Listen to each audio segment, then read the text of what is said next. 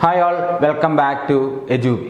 അപ്പോൾ നമ്മുടെ ഇന്നത്തെ വീഡിയോ എന്ന് പറയുന്നത് ഒരു ഡിഗ്രി അല്ലെങ്കിൽ ഒരു ഗ്രാജുവേഷൻ കഴിഞ്ഞ് നിൽക്കുന്ന ഒരാൾ അല്ലെങ്കിൽ +2 കഴിഞ്ഞിട്ട് ഗ്രാജുവേഷൻ പോകുന്നതിൻ്റെ ഇടയ്ക്ക് കോമ്പറ്റേറ്റീവ് എക്സാംസിനെ പറ്റി ചിന്തിക്കുന്ന ഒരാൾക്ക് കുറച്ച് ക്ലാരിഫിക്കേഷൻ, അല്ലെങ്കിൽ ഞാൻ ഏതൊരു മേഖലയിൽ നോക്കിയാലാണ് എനിക്ക് കുറച്ചുകൂടെ എളുപ്പത്തിൽ ജോലിയിലേക്ക് എത്താനായിട്ട് പറ്റുക എന്നുള്ള കാര്യത്തിൽ ഒരു ക്ലാരിഫിക്കേഷൻ വരുത്തുന്ന ഒരു വീഡിയോ ആയിട്ടാണ് വന്നിട്ടുള്ളത്.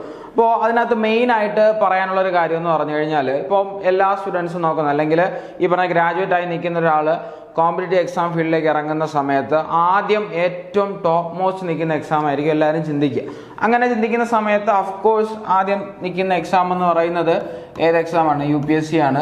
UPSC എന്ന് പറയുമ്പോൾ നമുക്ക് എല്ലാവർക്കും അറിയാമെന്നുള്ള പോലെ തന്നെ ലെവൽ 8 പേ സ്കെയിൽ വരുന്ന ഒരു എക്സാമാണ്. ലെവൽ 8 പേ സ്കെയിൽ വരുന്ന ഒരു എക്സാമാണ് UPSC എന്ന് പറയുന്നത്. ഈ UPSC എക്സാം ആയിരിക്കും പല ആൾക്കാരും എന്ത് ചെയ്യുന്നത് ഫസ്റ്റ് മൈൻഡിലേക്ക് വരുന്നത്. അതോടൊപ്പം തന്നെ കുറച്ചധികം ആൾക്കാർ എന്ത് ചെയ്യും, UPSC നോക്കുന്നതോടൊപ്പം തന്നെ ചില ആൾക്കാരുടെ മൈൻഡിലേക്ക് UPSC എത്തിയതിന് ശേഷം മാത്രം എത്തുന്ന ഒരാളാണ് ആരെന്ന് പറയുന്നത് SSC എന്ന് പറയുന്നത്. ഓക്കെ, അങ്ങനെ രണ്ടാൾക്കാർ UPSC അതുപോലെ തന്നെ SSC. അപ്പം ഇത് രണ്ടാൾക്കാരെ നോക്കുന്ന സമയത്ത് എന്താണ് ഇവരിപ്പോൾ എല്ലാവർക്കും ഒരു പോസിറ്റീവ് സൈഡ് ഉണ്ട്. ഈ ഒരു എക്സാം എഴുതുമ്പോൾ ഏതൊരു എക്സാം നമ്മൾ ക്ലിയർ ചെയ്ത് കഴിഞ്ഞാലും എല്ലാവരും നോക്കുമ്പോൾ സാലറി നോക്കും. ഓക്കെ, ലെവൽ 8 പേ സ്കെയിൽ വരുമ്പോൾ 1.5 ലാഖിൻ്റെ മുകളിൽ എന്ത് വരുന്നുണ്ട്, നമുക്ക് സാലറി വരുന്നുണ്ട്. അതുപോലെ തന്നെ SSCക്കകത്ത് ഫസ്റ്റ് വരുന്ന എക്സാമിനകത്ത് വരുമ്പോൾ ലെവൽ 7 പേ സ്കെയിലാണ്. അവിടെ വരുന്ന സമയത്തും എബൌട്ട് 1.5 ലാഖ് വരെ ഉള്ള സാലറി എന്ത് ചെയ്യുന്നുണ്ട്, അവിടെയും വരുന്നുണ്ട്. അപ്പോൾ നോക്കുന്ന സമയത്ത് അതെല്ലാം അതിൻ്റെ പോസിറ്റീവ് സൈഡാണ്. എന്നാൽ ഈ UPSCയിലേക്ക് വരുന്ന സമയത്ത് UPSCക്ക് നമുക്ക് എന്താ ചെയ്യാം, ഒരു ഡാർക്ക് സൈഡായിട്ട് നമുക്കൊരു കാണേണ്ട ഒരു കാര്യം കൂടെ അവിടെ ഉണ്ട്. ഓക്കെ, SSC വെച്ച് നോക്കുന്ന സമയത്ത് UPSCക്ക് ഒരു ഡാർക്ക് സൈഡ് കൂടെ ഉണ്ട്. അപ്പോൾ ആ കാര്യങ്ങളൂടെ പറയാനാണ്. UPSC ഒരിക്കലും ബാഡ് എന്നല്ല അതുകൊണ്ട് ഉദ്ദേശിക്കുന്നത്, അതിൻ്റെ ഒരു ഡാർക്ക് സൈഡ് എന്താണ് എന്നുള്ള കാര്യം കൂടെ നിങ്ങളിലേക്ക് എത്തിക്കുക എന്നുള്ളൊരു കാര്യമാണ് ഈ വീഡിയോയിലൂടെ ഉദ്ദേശിക്കുന്നത്. അപ്പോൾ അതിനകത്ത് നോക്കുന്ന സമയത്ത് എന്തെന്ന് പറഞ്ഞു കഴിഞ്ഞാൽ UPSCക്ക് നിങ്ങൾ നോക്കിയാൽ മതി, 2023-24 കാലഘട്ടങ്ങളിൽ നോക്കുന്ന സമയത്ത് എബൌട്ട് ഒരു 1000 മുതൽ 1100 അടുപ്പിച്ച് എന്ത് വരുന്നുണ്ട്, ഓരോ വർഷവും ഏതിന് വേക്കൻസി വരുന്നുണ്ട്, UPSCക്ക് വേക്കൻസി വരുന്നുണ്ട്. ഓക്കെ, അത്രയേ വരുന്നുള്ളൂ എന്നുള്ള കാര്യമാണ്. 1000 മുതൽ 1100 വേക്കൻസി. ഇത്രയും വേക്കൻസി വരുന്നതിൻ്റെ അടുത്ത് നിങ്ങൾ ആപ്ലിക്കൻസ് നോക്കിക്കഴിഞ്ഞാൽ എബൌട്ട് 10 ലാഖ് ആപ്ലിക്കൻസ് ഓരോ വർഷം വരുന്നുണ്ട്. ഓക്കെ, 10 ലാഖിൻ്റെ മുകളിലോട്ട് ഓരോ വർഷം എന്ത് ചെയ്യുന്നുണ്ട്, ആപ്ലിക്കൻസ് വരുന്നുണ്ട്. പിന്നെ അവർ പ്രിലിംസ്, മെയിൻസ്, ഇൻ്റർവ്യൂ വെച്ച് ഓരോന്ന് ഫിൽട്ടർ ചെയ്ത് എത്ര പേരെ എടുക്കത്തുള്ളൂ, ഈ പറഞ്ഞ 1000 ആൾക്കാരെ അവർ എന്ത് ചെയ്യത്തുള്ളൂ, സെലക്ട് ചെയ്യത്തുള്ളൂ. നിങ്ങൾ നോക്കണം, 10 ലക്ഷം ആപ്ലിക്കൻസ് വരുന്നതിൽ നിന്ന് 1000-നകത്ത് ആൾക്കാർ മാത്രം എന്ത് ചെയ്യുന്നു, സെലക്ട് ആവും.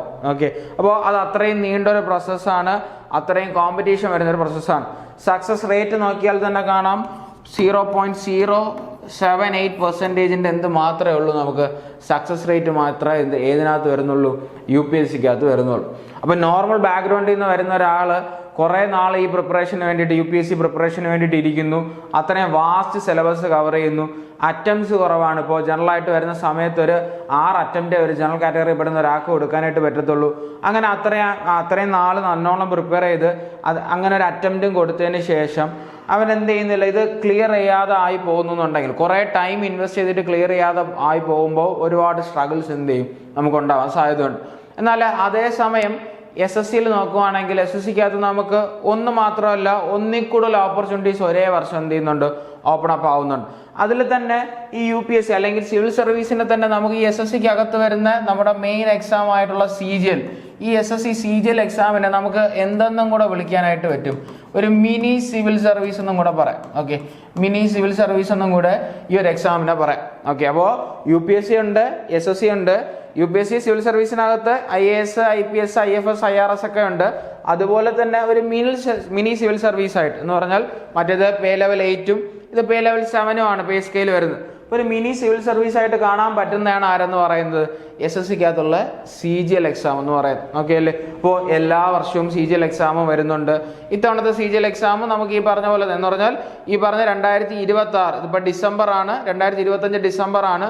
ഡിസംബർ അവസാനത്തോടെ തന്നെ നമുക്ക് എന്ത് ചെയ്യും, 2026 SSCയുടെ കലണ്ടർ റിലീസാണ്. അപ്പോൾ 2026 CGL എക്സാം ഈ പറഞ്ഞ പോലെ ജൂൺ മാസത്തിലൊക്കെ നമുക്ക് കാണാനായിട്ട് പറ്റും. ആ ജൂൺ മാസത്തിൽ എന്ത് ചെയ്യാം, ഇനി ഒരു 6-7 മാസം സമയമുണ്ട്. അപ്പോൾ നോർമലായിട്ട് CGL എക്സാം ക്ലിയർ ചെയ്യാനായിട്ട് നമ്മൾ പ്രോപ്പറായിട്ട് കൺസ്റ്റൻ്റ് ആയിട്ട് ഇരുന്ന് കഴിഞ്ഞാൽ ഈ പറഞ്ഞ 6-7 മന്ത്സിൽ എന്ത് ചെയ്യാൻ പറ്റും, അത്യാവശ്യം ഒരു നന്നായിട്ട് പ്രിപ്പയർ ചെയ്യുന്ന ഒരു സ്റ്റുഡൻറ്റിനെ ക്ലിയർ ചെയ്യാൻ പറ്റുന്നതേ ഉള്ളൂ. ആ രീതിക്ക് അത്രയും കോൺസെൻട്രേറ്റഡ് ആയിട്ട് അത്രയും കൺസിസ്റ്റൻസിയോടെ ഇരുന്ന് കഴിഞ്ഞാൽ ആ ഒരു കാര്യം കൊണ്ട് റിപ്പീറ്റ് ചെയ്ത് പറയാം. ഓക്കെ അല്ലേ? അപ്പോൾ എല്ലാത്തിനും ഒരു സത്യാവസ്ഥയുണ്ട്. വെറുതെ ഇപ്പോൾ ഇങ്ങനെ ഞാൻ വെറുതെ പറയാണ്, നിങ്ങൾ ചുമ്മാ ഇരുന്ന് പഠിച്ചാൽ മതി ക്ലിയർ ചെയ്യാം, അങ്ങനെയൊന്നും ക്ലിയർ ചെയ്യാൻ പറ്റൂല. ഇരിക്കണം, കറക്റ്റായിട്ട് കൺസിസ്റ്റൻ്റായിട്ട് പ്രോപ്പറായിട്ട് ഇരുന്നാൽ അഫ്കോഴ്സ് എന്ത് ചെയ്യാൻ പറ്റും, ക്ലിയർ ചെയ്യാനായിട്ട് പറ്റും. കൺസിസ്റ്റൻസി ഇല്ലാന്നുണ്ടെങ്കിൽ ക്ലിയർ ചെയ്യാനായിട്ട് പറ്റത്തില്ല. അപ്പോൾ ഈ മിനൽ സിവിൽ സർവീസ് ആയിട്ടുള്ള CGL നോക്കുന്ന സമയത്ത് പേ ലെവൽ 7-ഉം ലെവൽ 6-നും അകത്ത് വരുന്ന ജോബ്സ് ഇതിനകത്ത് നമുക്ക് അവൈലബിൾ ആണ്. അപ്പം അത് നോക്കുന്ന സമയത്ത് അതിനകത്ത് ഇപ്പോൾ നിങ്ങൾക്ക് കുറച്ചുകൂടെ ക്ലാരിറ്റി വരുത്താനായിട്ട് എത്രമാത്രം സോഷ്യൽ വാല്യൂ ഉള്ള പോസ്റ്റുകളാണ് ഇതിനകത്ത് വരുന്നത് എന്നുള്ളതിന് ക്ലാരിറ്റി കുറച്ചുകൂടെ കൂടുതൽ വരുത്താനായിട്ട് നമുക്ക് കുറച്ച് കാര്യങ്ങളിവിടെ നോക്കാം. ഇപ്പം നമ്മൾ ഈ പറഞ്ഞ SSC CGL എടുത്തു കഴിഞ്ഞാൽ CGLനകത്ത് ഏറ്റവും മുകളിൽ നിൽക്കുന്ന നമുക്ക് പോസ്റ്റ് കാണാം ASO പോസ്റ്റുകൾ. ഓക്കെ, ASO എന്ന് പറഞ്ഞാൽ അസിസ്റ്റന്റ് സെക്ഷൻ ഓഫീസറാണ് ASO പോസ്റ്റ്. ഈ അസിസ്റ്റന്റ് സെക്ഷൻ ഓഫീസർ ഒരു ഡിപ്പാർട്ട്മെന്റിൽ മാത്രമല്ല പല ഡിപ്പാർട്ട്മെന്റ്സിൽ വരുന്നുണ്ട്. അതിൽ സെൻട്രൽ സെക്രട്ടേറിയറ്റ് സർവീസ് വരുന്നുണ്ട്, IB ഇന്റലിജൻസ് ബ്യൂറോ വരുന്നുണ്ട്, റെയിൽവേസ് വരുന്നുണ്ട്, മിനിസ്ട്രി ഓഫ് എക്സ്റ്റേണൽ അഫയേഴ്സ് വരുന്നുണ്ട്. അതുപോലെ തന്നെ ഏതാണ്ട് ഇതിന്റെ ഹെഡ് ക്വാർട്ടേഴ്സ് ഏതാ ഈ പറഞ്ഞ ആംഡ് ഫോഴ്സ് ഹെഡ് ക്വാർട്ടേഴ്സിന്റെ വരുന്നുണ്ട്, ASO പോസ്റ്റ് വരുന്നുണ്ട്. അപ്പോൾ ഇത്രയും ഈ പറഞ്ഞ ഡിപ്പാർട്ട്മെന്റ്സിനകത്തൊക്കെ നമുക്ക് എന്ത് വരുന്നുണ്ട്, ഈ പറഞ്ഞ ASO അസിസ്റ്റന്റ് സെക്ഷൻ ഓഫീസറിന്റെ പോസ്റ്റ് വരുന്നുണ്ട്. ഇതിനകത്ത് നിങ്ങൾ നോക്കേണ്ടത് ഈ മിനിസ്ട്രി ഓഫ് എക്സ്റ്റേണൽ അഫയേഴ്സ് എന്ന് പറഞ്ഞു കഴിഞ്ഞാൽ കുറെ കൂടെ സോഷ്യൽ വാല്യൂ കുറച്ചുകൂടെ കൂടുന്നതും അതുപോലെ തന്നെ സാലറിയും കുറച്ചുകൂടെ ഹൈപ്പ് ഉള്ള ഒരു ഡിപ്പാർട്ട്മെന്റ് കൂടെയാണ് ASO ministry of external affairs എന്ന് പറയുന്നത്. അത് നിങ്ങൾ ചിന്തിക്കാന്നുള്ളതാണ്. ഈ എംബസികളിലൊക്കെ നമുക്ക് ജോലി കിട്ടും. എംബസികളിൽ ജോലി കിട്ടും, പല രാജ്യങ്ങളിലും നമുക്ക് എന്ത് വരാം, പോസ്റ്റിംഗ് വരാം. ഇപ്പൊ നിങ്ങൾക്ക് ഇവിടെ ഒരു 1.5 ലക്ഷം രൂപ സാലറി കിട്ടുന്ന പോസ്റ്റാണ് ASO എന്ന് പറയുന്നത്. എന്നാൽ നിങ്ങൾ ഇതേ പോസ്റ്റ് ഇതേ ജോബ് നാച്ചർ നിങ്ങളിപ്പോൾ എംബസി പോയി ഇപ്പോൾ നിങ്ങൾ ലണ്ടനിലോ അല്ലെങ്കിൽ സ്വിറ്റ്സർലൻഡിലോ പോലുള്ള രാജ്യങ്ങളിൽ പോയിട്ട് എന്ത് ചെയ്യാണ്, എംബസിക്ക് വേണ്ടിയിട്ട് വർക്ക് ചെയ്യാണ് എന്നുണ്ടെങ്കിൽ അവിടുത്തെ കറൻസി ബേസിൽ നമുക്ക് സാലറി വരുന്ന സമയത്ത് അബൌട്ട് ഒരു 4 to 5 lakh എന്താവും നമ്മുടെ മന്ത്ലി സാലറി മാറും. ഓക്കെ, ആലോചിക്കുക 4 to 5 lakh മന്ത്ലി സാലറിക്ക് കിട്ടും എന്നാണ് പറയുന്നത്. 4 to 5 lakh മന്ത്ലി സാലറി അതെവിടെ, മിനിസ്ട്രി ഓഫ് എക്സ്റ്റേണൽ അഫയേഴ്സ് വരുന്ന സമയത്ത്. അപ്പോൾ അത്രയും ഹൈ പേയിങ് ആയിട്ട് ഇത്രയും നല്ല പോസിബിലിറ്റീസ് ഉള്ള അല്ലെങ്കിൽ അത്രയും സോഷ്യൽ വാല്യൂ ഉള്ള വലിയ ജോലികൾ നമുക്ക് ഇതിനകത്തുണ്ട്, SSCക്കകത്തുണ്ട്. അതിൽ ഫസ്റ്റ് ഒറ്റ ഏരിയ മാത്രമേ പറഞ്ഞോളൂ, ഒരു പോസ്റ്റ് മാത്രമേ പറഞ്ഞോളൂ, അസിസ്റ്റന്റ് സെക്ഷൻ ഓഫീസർ. ഇത്രയും ഈ പറഞ്ഞ എല്ലാ ഡിപ്പാർട്ട്മെന്റ്സിനകത്തും വരും. എല്ലാത്തിനും ബേസിക് സാലറി അബൌട്ട് 1.5 lakhന്റെ അവിടെ ബേസിക് ഉണ്ട്. അതിന്റെ മുകളിലോട്ട് എന്ത് പോകും, സാലറി ഹൈക്ക് നമുക്ക് ഉണ്ടാവും. ഇതിപ്പം ഓരോ സിറ്റി ബേസ്ഡ് നമുക്ക് എന്ത് ചെയ്യാം, സാലറിയിൽ ഡിഫറൻസ് ഉണ്ടാവും.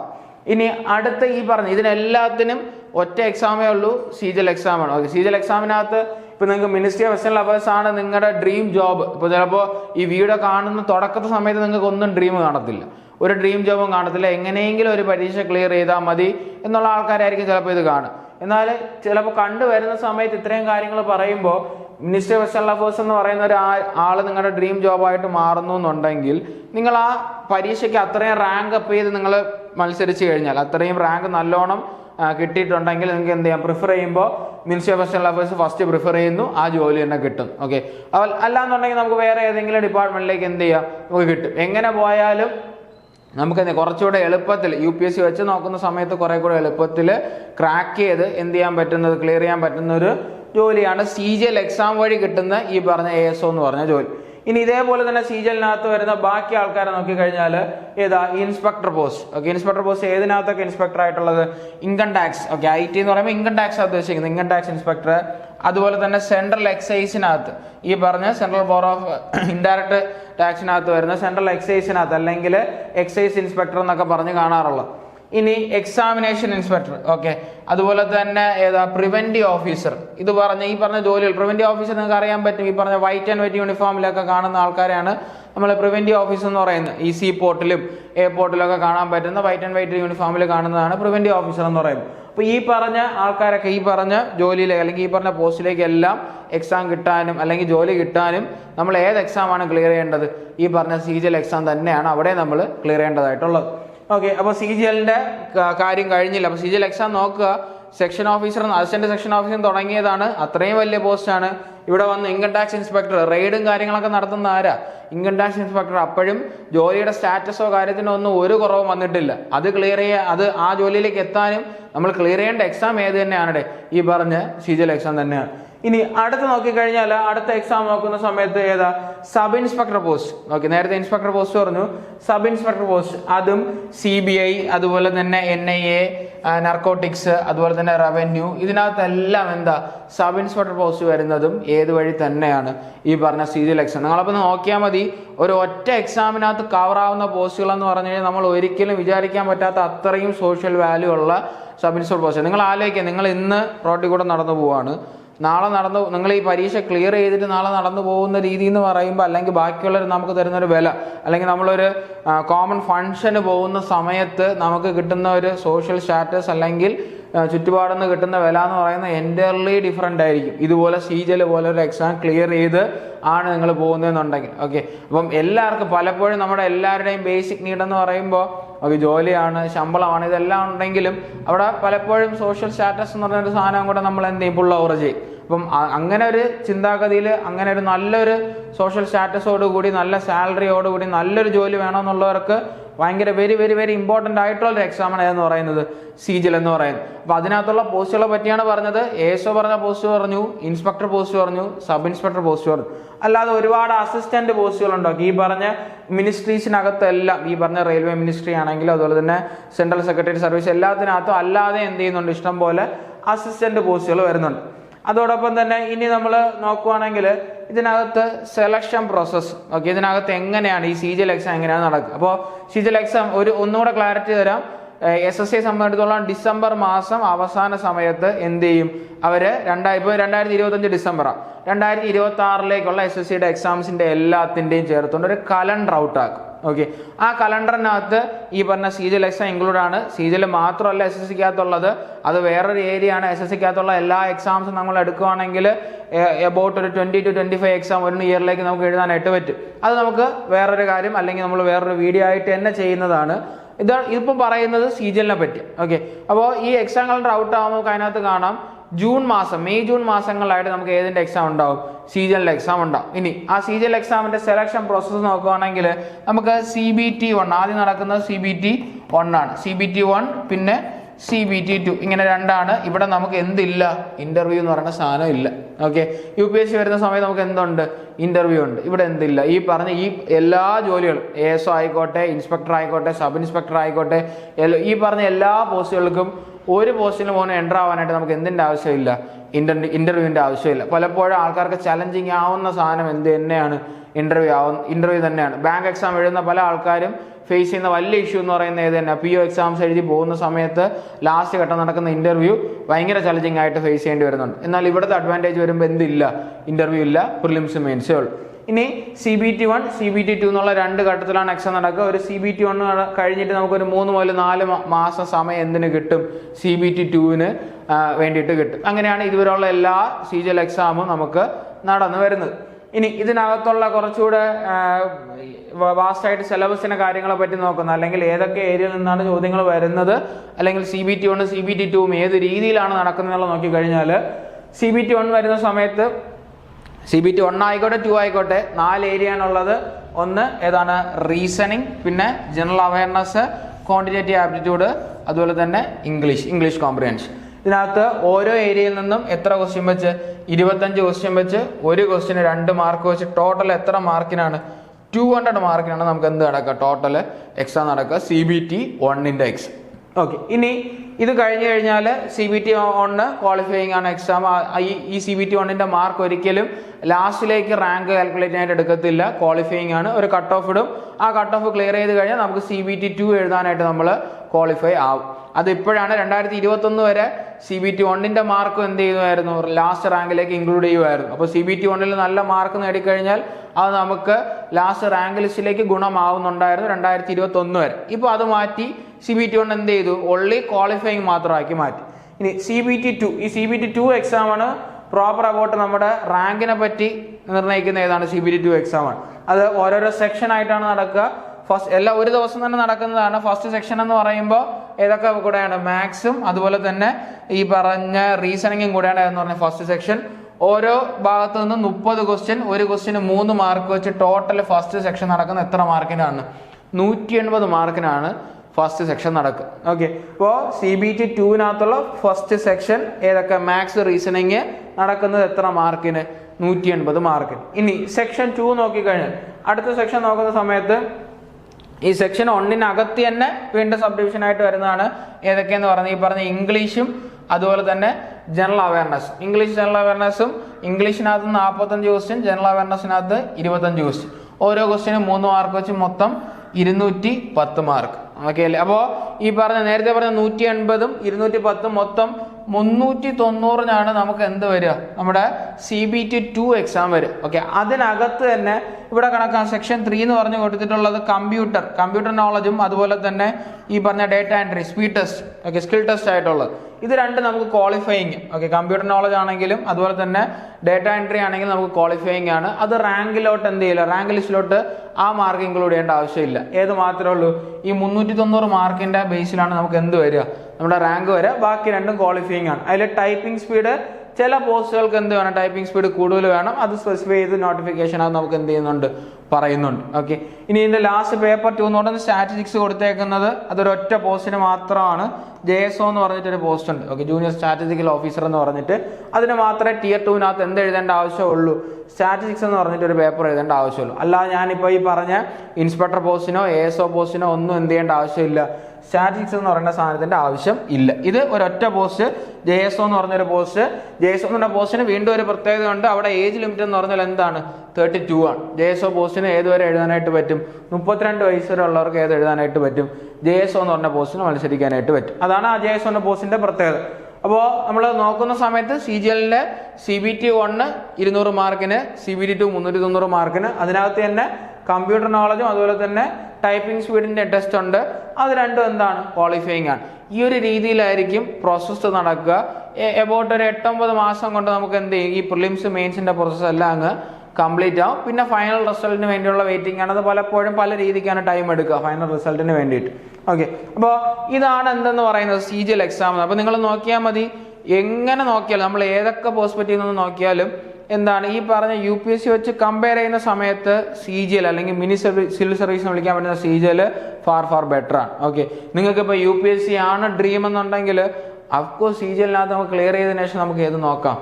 UPSC നമുക്കൊരു ചാൻസ് ആക്കി വെക്കാം. അല്ലെങ്കിൽ അതിനകത്ത് ഇരുന്നുകൊണ്ട് നമുക്ക് പ്രിപ്പയർ ചെയ്യാം. ഇപ്പം ചില ആൾക്കാർ വിചാരിക്കും എന്താണ് പറയുന്നത്, UPSC പോലുള്ള വലിയ എക്സാം ഒന്ന് ക്ലിയർ ചെയ്തതിന് ശേഷം മറ്റേ നോക്കാന്നുള്ള രീതിയിൽ എങ്ങനെ പറയാമോ എന്ന് വെച്ചാൽ, ഇപ്പം നമുക്ക് ഒരു ബാക്കപ്പായി. ഓക്കെ, ഇതിനകത്ത് ഇത് ക്ലിയർ ചെയ്ത് കഴിയുമ്പോൾ ഒരു അഫ്കോഴ്സ് UPSC പഠിക്കുന്ന ഒരാൾക്ക് CGL എന്ന് പറയുന്ന സമയത്ത് UPSCക്ക് ഇടുന്ന എഫേർട്ടിന്റെ കുറച്ച് എഫേർട്ട് മാത്രമേ അതിന് ഇട്ടാൽ മതി. CGL ഉള്ളൊരു എക്സാമിന് എഫേർട്ട് ഇട്ടാൽ മതി. UPSC ആകുമ്പോൾ അത്രയും വാസ്റ്റ് ഏരിയ ആണ്. GAക്ക് ജനറൽ അവയർനെസ്സിന് അത്രയും വാസ്റ്റ് ആയിട്ട് നമ്മൾ ഇമ്പോർട്ടൻസ് കൊടുക്കേണ്ട ആവശ്യമുണ്ട്. അത്രയും കാര്യങ്ങൾ പഠിക്കാനും അതിനകത്തുണ്ട്. അപ്പോൾ ഇത് കിട്ടിക്കഴിഞ്ഞാൽ ഇതൊരു ബാക്കപ്പ്, അതിനെ നമുക്ക് എന്ത് ചെയ്യാം? ഒരു സെക്കൻഡ് ഓപ്ഷനാക്കി വെച്ചിട്ട് ഫസ്റ്റ് ഈ ഒരു ബാക്കപ്പ് പ്രോജക്റ്റ് സെറ്റ് ആക്കിയതിന് ശേഷം എന്ത് ചെയ്യാം? അതിലോട്ട് നമുക്ക് വിഷനെ എന്ത് ചെയ്യാൻ തിരിക്കാനായിട്ട് പറ്റും. അങ്ങനെ ഒരു നല്ലൊരു ഓപ്പർച്യൂണിറ്റിയാണ് CGL എന്ന് പറയുന്നത്. അത് പിന്നെയും ഈ ഒരു ടൈമിൽ ഇങ്ങനെ ഒരു വീഡിയോ ചെയ്യേണ്ട ആവശ്യം എന്ന് പറഞ്ഞു കഴിഞ്ഞാൽ ഇപ്പം നിങ്ങൾക്ക് പ്രിപ്പറേഷൻ സ്റ്റാർട്ട് ചെയ്യാൻ പറ്റുന്ന നല്ലൊരു ടൈം. ഓക്കെ, അപ്പോൾ ഈ പറഞ്ഞ CGL-ന് വേണ്ടിയിട്ടുള്ള നമ്മുടെ എജൂബിയുടെ ഓൺലൈനായിട്ടും ഓഫ്ലൈൻ ആയിട്ടുള്ള ബാച്ചസ് ഡിസംബർ 22 സ്റ്റാർട്ട് ചെയ്യുന്നത്. ഓക്കെ, അപ്പോൾ ആ ഒരു ടൈമിലേക്ക് നമ്മുടെ SSCയുടെ കലണ്ടറൊക്കെ ഔട്ടാവും. CGL എക്സാം ഏത് ഡേറ്റിലേക്കായിരിക്കും നടക്കുക എന്നുള്ള കാര്യങ്ങൾ നമുക്ക് മനസ്സിലാക്കാനായിട്ട് പറ്റും. അപ്പോൾ കറക്റ്റായിട്ട് എത്ര ഡേയ്സിന് മുന്നിലുണ്ടെന്നുള്ള കാര്യങ്ങൾ അറിഞ്ഞ് നന്നായിട്ട് എഫക്റ്റീവായിട്ടൊരു പ്രിപ്പറേഷൻ കൊണ്ടുപോകാനായിട്ട് പറ്റും. അപ്പോൾ ഈ CGL ഫോക്കസ് ചെയ്തിട്ടുള്ള ബാച്ചാണ്. ഡിസംബർ 22 ബാച്ച് സ്റ്റാർട്ട് ആവുന്നത്. നോട്ടിഫിക്കേഷൻ കാത്തിരിക്കാതെ ഇപ്പോഴേ തന്നെ നമുക്ക് എന്ത് ചെയ്യാനായിട്ട് നോക്കുക? അഡ്മിഷൻ എടുക്കാനായിട്ട് നോക്കുക. ഒന്നുകൂടെ റിപ്പീറ്റ് ചെയ്യുന്നു, ഓൺലൈനായിട്ടും ഓഫ്ലൈനായിട്ടും ബാച്ച് ഉണ്ട്. അപ്പോൾ ഓൺലൈനായിട്ടുള്ള ബാച്ചിൻ്റെ ഡീറ്റെയിൽസ് ആണെങ്കിലും ഓഫ്ലൈൻ ബാച്ചിൻ്റെ ഡീറ്റെയിൽസ് ആണെങ്കിലും നിങ്ങൾക്ക് അറിയാനായിട്ട് ഈ പറഞ്ഞ നമ്പറിൽ കോൺടാക്ട് ചെയ്താൽ മതി. 8590133769. ഓക്കെ, ഈ ഒരു നമ്പറിലേക്ക് കോൺടാക്ട് ചെയ്ത് കഴിഞ്ഞാൽ നമുക്ക് എന്ത് ചെയ്യാനായിട്ട് പറ്റും? നിങ്ങൾക്ക് ബാച്ചിൻ്റെ ഡീറ്റെയിൽസ് കാര്യങ്ങൾ അറിയാനായിട്ട് പറ്റും. ഫീസ് സ്ട്രക്ചർ കാര്യങ്ങൾ, ബാച്ച് ടൈമിങ് കാര്യങ്ങളെല്ലാം അറിയാനായിട്ട് പറ്റും. ഓൺലൈൻ ബാച്ച് ആവട്ടെ ഓഫ്ലൈൻ ബാച്ച് ആവട്ടെ. ഇനി ഓഫ്ലൈൻ ബാച്ച് ആണെങ്കിൽ നമുക്ക് രണ്ടിടത്താണ് സെൻറ്റേഴ്സ് വരുന്നത്. ഒന്ന് നെയ്യാറ്റിൻകരയും മറ്റൊന്ന് ട്രിവാൻഡ്രത്തുമാണ്. അപ്പോൾ ഓഫ്ലൈനായിട്ട് പഠിക്കണമെന്നുള്ളവർക്ക് വരാം. നെയ്യാറ്റിൻകര ട്രിവാൻഡ്രം വന്നു കഴിഞ്ഞാൽ ഓഫ്ലൈനായിട്ട് പഠിക്കാവുന്നതാണ്. ഓൺലൈനായിട്ടാണെങ്കിലും ഓൺലൈനായിട്ട് എന്ത് ചെയ്യാൻ നിങ്ങൾക്ക് ബാച്ച് പർച്ചേസ് ചെയ്യാവുന്നതാണ്. ഓക്കെ, അപ്പോൾ നമ്മുടെ ഫാക്കൽറ്റീസാണ് ഇപ്പോൾ ഇതിനകത്ത് കാണിച്ചിട്ടുള്ളത്. നമുക്ക് ഈ പറഞ്ഞ മാത്സ് എടുക്കുന്നത് റിജിൻ സാർ എടുക്കുന്നുണ്ട്, അതുപോലെ തന്നെ ശ്രീ സാർ എടുക്കുന്നുണ്ട്, അതുപോലെ തന്നെ റീസണിങ് ശരത് സാറ്, പിന്നെ നമുക്ക് GA ഹാൻഡിൽ ചെയ്യുന്ന നമ്മുടെ ശ്രീരാഗ് സാറാണ് GA ഹാൻഡിൽ ചെയ്യുന്നത്. അപ്പോൾ ഇത്രയാണ് നമ്മുടെ ഫാക്കൽറ്റീസ് ആയിട്ട് വരുന്നത്. ഓക്കെ, അപ്പോൾ നിങ്ങൾക്ക് നോക്കാന്നുള്ളതാണ്. അത്യാവശ്യം എക്സ്പേർട്ട് ആയിട്ടുള്ള ഇപ്പോൾ ഈ ഒരു ഏരിയയിൽ അത്രയും പോപ്പുലറായിട്ട് നിൽക്കുന്ന ഫാക്കൽറ്റീസിനെ വെച്ചിട്ടാണ് നമ്മുടെ ക്ലാസ്സുകൾ പ്രൊവൈഡ് ചെയ്യുന്നത്. അപ്പോൾ നിങ്ങൾക്ക് എന്ത് ചെയ്യാം, വിശ്വസിച്ച് എന്ത് ചെയ്യാം, നമ്മുടെ ഉറപ്പ് നമുക്ക് തരാനായിട്ട് പറ്റും. പ്രോപ്പറായിട്ടുള്ള സിലബസ് നമുക്ക് നിങ്ങൾക്ക് കവർ ചെയ്ത് തരാനായിട്ട് പറ്റും. അപ്പോൾ നിങ്ങൾ ഉടനെ തന്നെ എന്ത് ചെയ്യുക, ഒട്ടും ടൈം വേസ്റ്റ് ആക്കാതെ ഉടനെ തന്നെ എന്ത് ചെയ്യുക, ബാച്ചിലോട്ട് ജോയിൻ ചെയ്യുക. അപ്പോൾ 2026 എക്സാം എഴുതി ഒരു ജോലിയിലേക്ക് എത്താനായിട്ട് നിൽക്കുന്ന എല്ലാവർക്കും ഫ്രം എജുബിയുടെ സൈഡ് ഓൾ ദി ബെസ്റ്റ്.